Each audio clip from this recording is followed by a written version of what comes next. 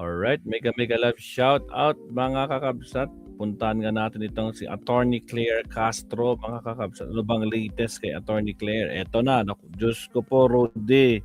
Ha? O yung maiksi lang muna, grabe, ang haba ng mga live niya. Ay, tinapik din niya si Chavit Singson kagabi pala, no? Alright. So, ano nga ba? Grabe, mabsat. Senator Marcoleta, inamin kung bakit sila nag-boycott. Bakit naman? Ano namang inamin ni Marcoleta? Sige nga. Fulfilling ang hanap? Mag-Chowking Siomai Chow Fan. Fulfilling wok sarap. Again, sa mga bagong pasok, huwag kalibutang mag-like and subscribe, mabsat. Maraming salamat. Okay, pasok. Marcoleta. Inamin kung bakit sila nag-boycott. Ay, kaya pala nag-boycott tong mga to. Diyos ko po, Rudy. Nako po. Thank you sa ating mga Angeline Camilo sa CX. Light pero may pitik. Yeah. Thank you, Batang Helmet. Ilo. Janet Tabas. Rona. Attorney Kabutat. Kita mga ka-clear. Na yung pagbo-boycott ay planado. Strategy. Planado talaga yan, attorney. Pero hindi ko alam kung ang nag-strategize nito ay si Senator Alan Cayetano o the whole gang ni Senator Alan Cayetano. Diba? Meron kasi silang balak, meron silang binalak na gawin, kaya kailangan nilang hindi pumasok. So, taliwas ba to sa sinabi ni Senator Alan Cayetano na kung bakit kailangan nilang mag-boycott ay dahil sa silent protest. Because sabi nila, they wanted Senate independence. Kaya pagkakakulong kay Senate, kay Senator Jingo Estrada, di na sila pumasok. Diba? Ang claim ni Senator Alan Cayetano ay, we want Senate independence.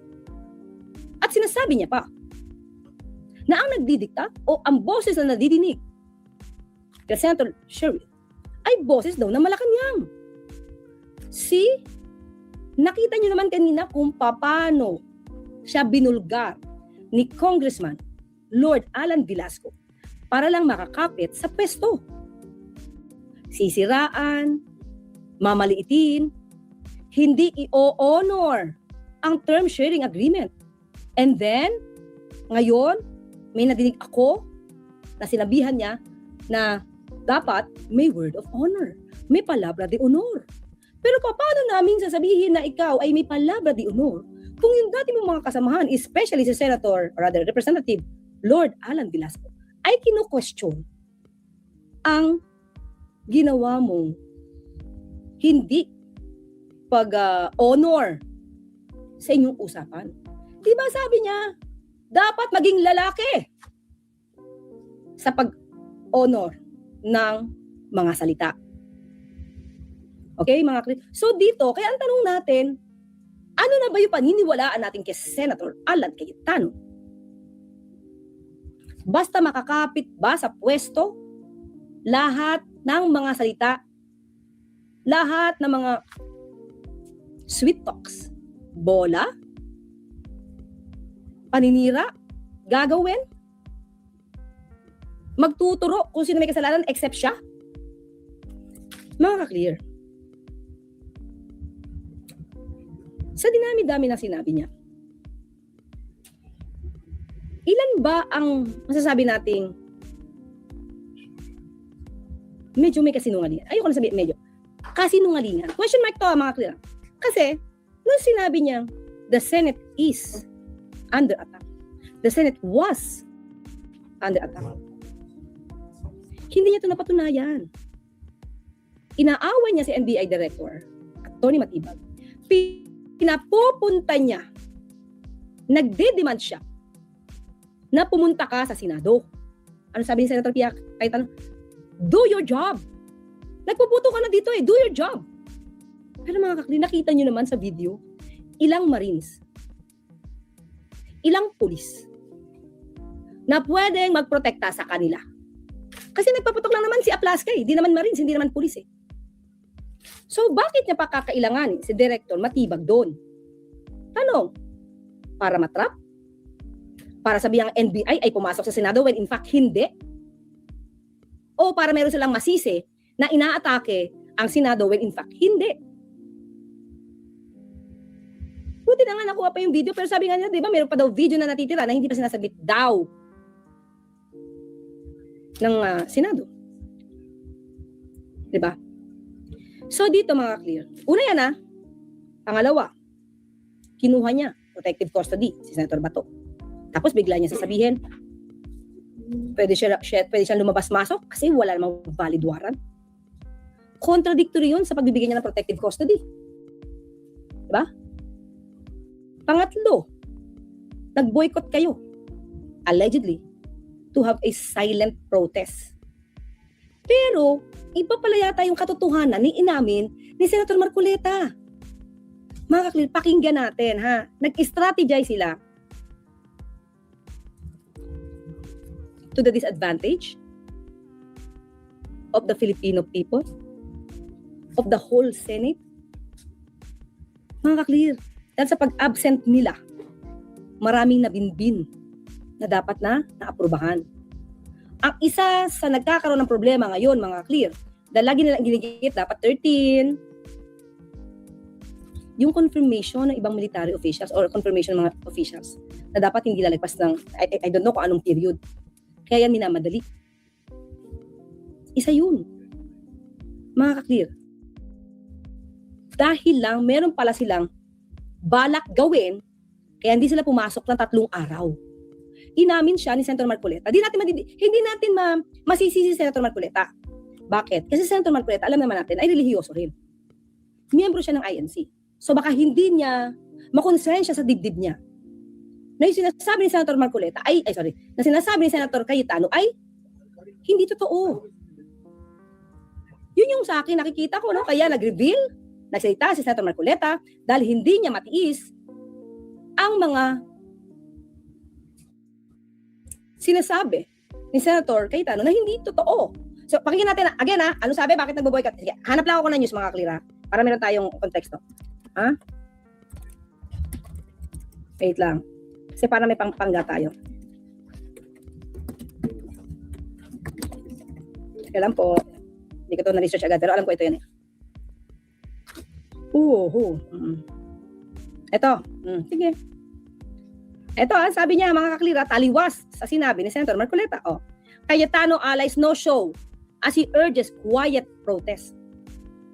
June 2 Okay, yun. Basahin natin. The Senate failed to resume its session on Monday. Kita niyo ba? As the 13 member majority stood up the minority senators Monday who walked out last week following the disagreements over the proposal in the Senate rules to introduce online participation. The session was called off after some 2 hours of waiting among the minority senators. Naghintay ng 2 hours, and later that evening, Senate President Alan Peter Cayetano challenged them on social media, Facebook Live to stand as one with the rest of the members and go quiet in protest of the day's events. Yan daw In protest lang daw The majority's disappearance was prompted in part by the arrest that Monday of Senator Jingo Estrada, a member of the Bloc, amid heated arguments between Cayetano and Intersecretary John Bigrimula, who accompanied the arresting officers of the Philippine National Police, CIDG. The session was resumed at 5 p.m. but only 11 senators, all belonging to the minority, showed up. Diba? So, no Senate Chief, no session. Anong dahilan, mga clear? Yan. Let the Senate go quiet. I am asking you to join one deliberate act to let Senate go quiet together and by choice. So the country is made to ask why equal branch would fall silent rather than be made to serve. Diba? We stand for the Senate's independence. Ito yung issue niya.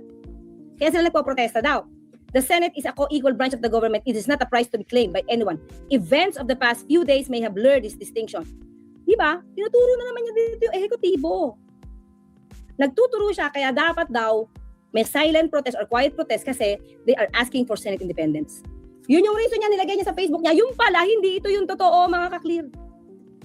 Hindi ito yung totoo. Okay, anong totoo? Bistado ngayon, Ma'am Tot, bistado na. And thank you for the honesty. Yan naman maganda kay Senator Marcoleta, mga ka-clear. Napaka-honest niya talaga. To the point na kahit yung donors niya, nireveal niya kung sino. At we cannot blame Yun him kasi nga, lang. religyoso siya. All 12 types of soul rings and duo? Again, sa mga bagong pasok, Diba? It's good for him na honest siya. And thank you for that. Ay hindi rin pwedeng mapalitan kasi kulang. Tama Diba? siya. Kulang pa rin po sa numero eh. Tama siya. At saka yung Blue Ribbon, hindi nila nakuha yun. Oo. Kasi nung gumawa nga sila ng aksyon na ganun, Opo. 12 lang sila. Kung 13 sila, sabi ko nga sa'yo, May quorum. may quorum. Ito mga sorry iba kasi interpretasyon ng Senator Marcoleta, 13 pa rin. Pero sabi nga natin, ang prevailing na case na sinusunod at pinapractice, kahit before pa nila Senator Dillon, using the 1987 Constitution and the Abilina versus Cuenco, and Constitution and using the Abilina versus Cuenco. Yun ang sinusunod nila. Okay?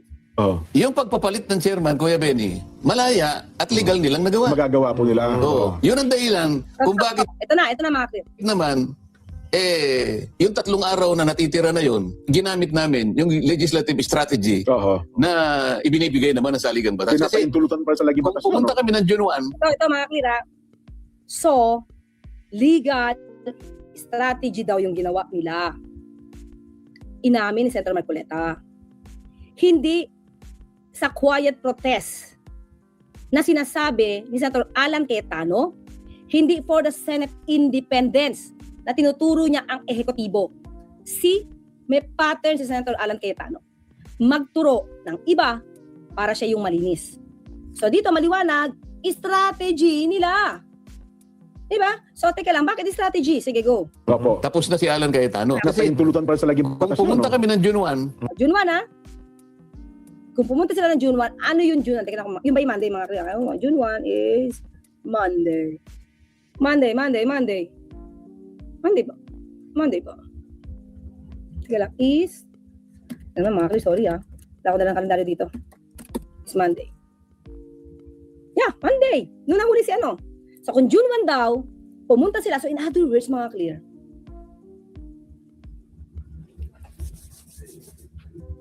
nung hindi pa nahuhuli si Senator Jinggoy, mukhang magtatrabaho sila. Kasi 12 sila. Tama ba? O 11. Sorry ah. So, oo. Sino bang wala? Si Bato lang eh. Diba? Oo. Kasi 11 sila eh. 11 yung sa ano eh. Kasi si Jesus Cordero sa kanila pa eh. Makakatrabaho sila, mga clear. Kasi 11 pa lang si grupo nila Senator Gatchalian, tapos sila 12. Isa wala. Si Bato. Kasi nandiyan pa si Jinggoy. Kaya nga mga clear, si Senator Jinggoy, di naman siya sumuko. Sinerve yung warrant of arrest sa kanya. Nandun na. Sa Senado, nandun na sila Secretary John Vic. Sinerve. Okay, so hindi siya voluntary surrender. Okay, let's go mga clear. Okay, so kung June 1 daw ay pumasok sila, kulang sila, wala si Senator Jinggoy eh. Kasi 5 o'clock na yun eh. So, ilan ang bilang nila, mga ka-clear? 11. Ha? Tama? O, 11, 11, 22. Dalawa yung wala. Si Bato, saka si ano, di ba? Opo. tapos na si Alan Cayetano. O, tapos na daw si Alan Cayetano. Lalagpas kayo ng 13. Kami ng June 1, Opo. tapos na si Alan. Hindi pa tapos, kasi 11 pa lang naman sila, ano, di ba? Kaya lang 11 din sila. So, wala din silang, ang botohan magiging 11-11, hindi sila mananalo. So, mukhang wala naman doon si Senator Jesus Cordero. So, siguro tingnan nila kung ilan yung nandoon. Sila yung a-attend. Di ba? Kasi ito tayo mga kakli, Monday, tama, di ba? Please guide me, mga kakli. Please guide me. Monday, wala pa si Senator Cheese. 11 pa lang. 11 pa lang. Ha? Kaya 11-11, di ba? 11-11, kasi nasa kanila pa si Senator Cheese. Wala si Bato, wala si Jinggoy. So, hindi sila pwedeng magsagawa ng anuman na transaksyon kasi magiging tie. Sino 12? Wait lang. Sorry. Okay. Hindi, kasi di ba wala si Bato, wala na si Senator Jinggoy. 24 minus 2. 22, di ba? So, kung 22, 11 yung kabila, 11 din yung kabila. Di ba? Tama no? O, 22. So, 11. Kaya, pantay. So, minabuti nila siguro na wag na. Pero, hindi ko lang alam kung kung papasok, baka nararamdaman ni Senator Alan na pag nandoon sila, baka nga lumipat si Senator Chis Escudero. Baka lang nga kasi ang pagkakaalam ko, parang ang nagpaantig or nag-trigger kay Senator Chis ay nung hindi na sila pumapasok kasi mababiolate na daw yung Constitution. Diba? Yun yung dinig ko, right? Tama, attorney, Pero, tama. baka may nararamdaman na sila. Kaya ayaw nilang magbaka sakali kasi baka mag-12 yung kabila because of Senator Chis. Pero at the time, wala pang ingay eh. Okay, so sabi niya dito, patay na. So most probably may nararamdaman na sila, di ba? Aligang batas. Kasi legislative. Para sa lagay kayo ng 13. Pag nagkataon. Pumunta kami June 2. Room. O halimbawa, hindi kami pumunta ng June 1. Pumunta kami. Di ba? Tapos na si Alan Aligang batas. Kasi Pinapahintulutan para sa lagay. strategy. O na natitira na yon, ginamit namin yung legislative strategy na ibinibigay naman sa Aligang batas. Kasi Pinapahintulutan para sa laging kung batas. pumunta kami ng June 1, Opo. tapos na si Alan Cayetano. Agoy. Pero mga kakli, session pinag-usapan dito. Di ba nila iniisip na dapat marami silang gawin kasi session? Hindi dapat nila iniisip yung posisyon na dapat manatili siyang Senate President. So meaning, kapag talaga pumasok sila, tapos ang maliligayang araw ni Cayetano. Kaya nag-absent na lang sila para manatili sa pwesto. Diyos ko po. Parang sinakripisyo nila yung ibang nakabinbin na trabaho para lang hindi, sabi niya, patay si Senator Alan kung pumunta sila ng June 1. So, sa akin na mga kaklino, parang inuna nila yung interest na dapat manatili kang Senate President kaysa doon sa mga nakabinbin na trabaho. Ryan Uconese. So, yun lang yung tingin ko ha. So, sorry for that. Pero yun yung tingin ko. Parang okay lang, ang dami-daming tao doon, ang dami naghihintay, pero hindi namin pupuntahan kayo. Mag-boycott kami. Kasi pag di kami nag-boycott, patay si Senator Alan Cayetano. Ganun. Di ba?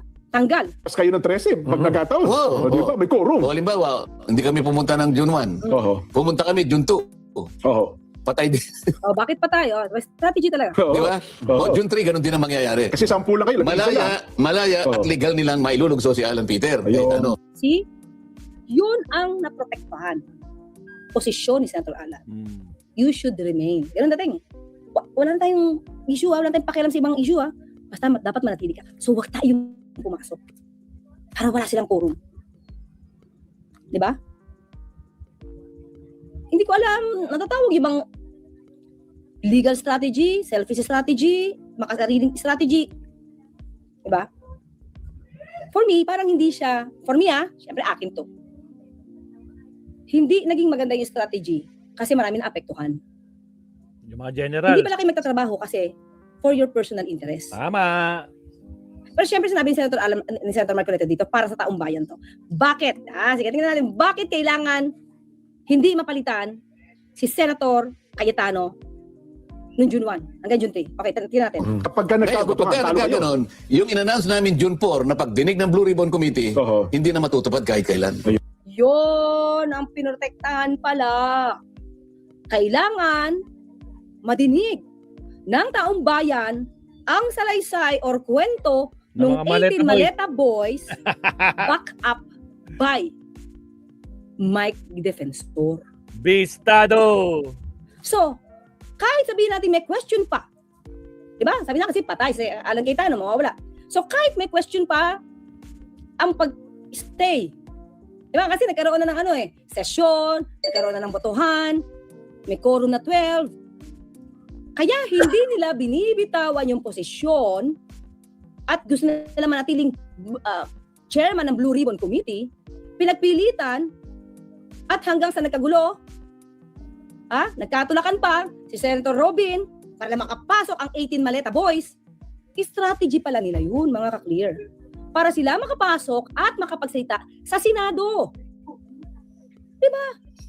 Ay tanong, matatanggihan ba nila ang isang Mike Defensor na magdala dyan ng witnesses na 18 Maleta Boys? Yan ang nag-ano kay sa Maleta Boys, yan ang nagsusuporta financially. May ayuda. So, tanong, Senator, sa mga Senator, especially, syempre, tatanong natin kay Senator Marcoleta kasi kaibigan niya, baka nagkataon lang ayaw natin bigyan ito ng mali siya. Matatanggihan ba niya si Senator, or rather, matatanggihan ba ni Senator Marcoleta si Mike Defensor? Inamin ni Senator Marcoleta magkaibigan sila Inamin din naman niya na donor niya to ng 30 million pesos. So yung healing ba, ito yung sinasabi mga clear eh. May connect ba? May connect ba yung pagbibigay niya sa iyo ng ayuda, ng donasyon, para makahingi siya ng pabor sa mga susunod na taon, sa mga susunod na araw? Itong pagtatawag ba sa 18 Maleta Boys na sponsor ni Mike Defensor, ang tanong dito, ayaw natin bigyan ng judgment, sabi ko nga napaka-honest ni Senator Marcoleta and gusto natin yun. So kailangan tanong natin dito, sinong humiling sa iyo na dalhin yan diyan? Si si Mike Defensor ba? Di ba? Kasi kailangan ito na madinig. Kailangan madinig yung 18 Maleta Boys. Kasi mukhang wala naman silang balak magsampa ng kaso. Kasi, ulitin ko bakit dahil ang nagsasalita dito lagi yung abogado. Ang nagkukwento rin dito minsan, pag nag-i-interview, dala-dala niya yung mga papel, si Mike Defensor. Hindi halos nagsasalita yung 18 Maleta Boys. Pag may media, hindi sila nakakapagsalita. At nung nagkaroon ng hearing sa Senado, marami nakapulang. May mga Maleta Boys. So, ito yung pinroteksyonan nyo, yung 18 Maleta Boys para makapagsalita Bistado. at para makapagturo. Tapos walang ebidensya. Yun lang.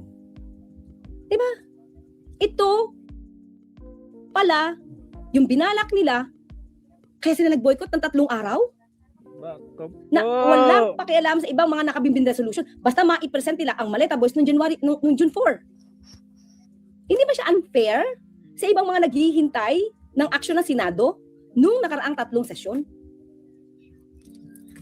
Diba? But ako, sabi ko, ayokong i-blame sa Atty. Marcoleta or Senator Marcoleta. I-blame ko na lang si Senator Alan Cayetano kasi siya ang nag-propose na boycott. Sinabi niya naman yun eh. Sinabi ni Senator Erwin Tulfo ba o hindi ko alam kung sinong senator sa kabila na sila ay kinukonvince ng isang silent or quiet protest. Yung pala ito ang balak Para ma-present lang yung 18 Maleta Boys. Ano ba yung halaga nung sasabihin ng 18 Maleta Boys kumpara sa mga nakabimbing resolutions, bills sa Senado na hindi nyo pinuntahan ng 3 araw, 3 session days? Ano ang meron sa Maleta Boys na hindi nyo naman approve yung kwentong maayos? Tapos, nung magkakaroon na ng Blue Ribbon Committee hearing sila Senator Erwin, itinago nyo. Hindi nyo pinapunta. Itinago ni Senator Robin Padilla doon sa anong floor yun? 4th floor? I don't know. Anong floor? And then doon nagpa-press con. Kinakatok daw ni Senator Erwin Tulfo, si Senator Robin, tapos sabi niya daw, nung una makakita niya din ko, wala daw doon. Anong klase bang senador si Senator Robin Hood Padilla? Yun lang, attorney. Diba? Diyos ko po, So, ito yung Rudy. revelation mga clear. O sige, tuloy tayo. Yun ang pinrotect namin, hindi Pinrotect nila. yung sarili namin. Pinrotect nila yung 18 Maleta Boys. Diyos ko po, Diba? Rudy. Pero hindi nila pinrotect yung ibang trabaho nila ng 3 araw. Baka kala nila, yung sarili namin na pinoproteksyonan namin. Hindi po. Ang pinoproteksyonan namin, yung June 4 po na in-announce namin, na yun po ang pagdinig ng Blue Ribbon Committee sapagkat yun po ang magiging daan para sa ganon, yung hinahanap po ninyong katotohanan Ay lumabas. ay lumabas. Opo. Ang problema, mas lalo silang nabulid. Mas lalo na bulilyaso. Mas lalo silang nalunod. Sa kasinungalingan. Diba? Nalunod sila sa mga kasinungalingan kasi hindi nila ma-justify yung Exactly. kwento nila. iPhone 16e. Yung lugar daw yung lugar daw ni Father Flavi. Binuhay yung patay. Tapos yung hindi na, yung pagtanggal na sa pangalan ng ilang senador na sinasabi nila nakatanggap. Baka naman ito yung dahilan para malinis yung ibang senador na naisama nila dun. Ay. Ang tawag nga dyan sa kwento nila, negotiable. Diba? Pwedeng i-negotiate. Kung tatanggalin o hindi tatanggalin, kung magkukwento ng negatibo o positibo. Negotiable ang 18 Maleta Boys. Meron pa nga sinabi, parang sinabi na sa Quadcom, si Representative Leila de Lima, hindi pa siya congresswoman nun. So yun mga kaklir, yun pala ang dahilan, hindi totoo yung sinabi ni Senator Alan Cayetano, na they were doing this, the silent protest, to have the Senate independence. No. It's a lie, according to Senator Marcoleta. The true reason is to protect the 18 Maleta boys. Hindi po kami. Alam namin makukuha nila kung gusto nila makuha. Pero Di ba? So ano to sinisigaw ni Senator Alan Cayetano na ang kaguluhan dyan, dala ng Malacanang? Dahil sa Malacanang? Na ina-adapt naman ni VP Sara na walang kaalam-alam. Diba? So ito, kailangan po namin proteksyonan yung June 4. Kaya po hindi kami dumating ng June 1, June 2, June 3 para lang mapangatawanan po namin na mabuksan po namin yung June 4 na pagdinig sa Blue Ribbon Committee. ang problema, lalo silang nabulid. Ang daming lumabas na inconsistencies. At after nitong hearing na to, mga clear, no Maleta boys, anong sigaw ni Polong? Militar. Hindi ba ito maliwanag? So, ang pagprotekta ba sa Maleta boys ay para maging daan sa pagsigaw ni Polong Duterte? Isama na natin si Mike Defensor. Na tayo or kayo ay magkudita na? O i-withdraw nyo na yung inyong allegiance to the administration, to the Constitution. Tanggalin. Tingin ko yun yung balak eh. Diba? Pag initin, well, eto ha mga according to Colonel X na to, former Colonel Kirubin, that is how you create the scenario para makapag-alsa. Gagawa ka ng kwentong pangpainis sa taong bayan. Di ba? The problem is mga nainis ang taong bayan sa Maleta boys kasi nungalingan yung sinabi. Kaya pala ganoon si Senator Robin Padilla, yung pala yung paraan para maproteksyon na si Senator Pia Cayetano, dalihin lahat yung 18 Maleta boys. Kaya siya ang sumangga. Oo nga. Sinundo nila yung Maleta boys. Natin yung katotohanan dito and thank you for that. Thank you for the honesty, Senator Marcoleta, and we appreciate that, really. Kasi lalo nating pinakita at lalo nyo napakita kung paano magsinungaling si Senator Alan Cayetano. Hindi ko sinasabing sinungaling si Senator Cayetano ha. Ang sabi natin, yung pagsisinungaling. Iba yung sinungaling ka, iba yung nagsinungaling ka. It's the act that you are condemning. Diba? It's the act that you are trying to condemn. Nagsisinungaling. Bakit nasabi natin sinungaling? Iyan o, sabi ni Senator Marcoleta. Not for the quiet protest, not for the Senate independence, but to protect the 18 Maleta boys. Para ma-present nila, kaya kapit tuko din si Senator Pia Cayetano sa pagiging BRC Chairman. Committee Chair. So, tingin ko, para ma-trigger. Ma-trigger ang tao sa Maleta boys. Hindi na-trigger kasi puro sinungaling ang dating. No? Sinungaling yung kwento. Alright, okay na tayo na kay attorney. Mamsat, no? Matakami na tayong natutunan kay attorney. Nako po, bistado ka ngayon. Alan Peter, nilaglag ka ni Marcoleta. Diyos ko po, Rudy. Alam na this. Alright, Mamsat, last topic na po tayo. Tapos, rest time muna tayo. Alright, countdown muna tayo, Mamsat. Again, maraming salamat. Huwag kalimutang mag-like and subscribe. Last topic tayo, last topic.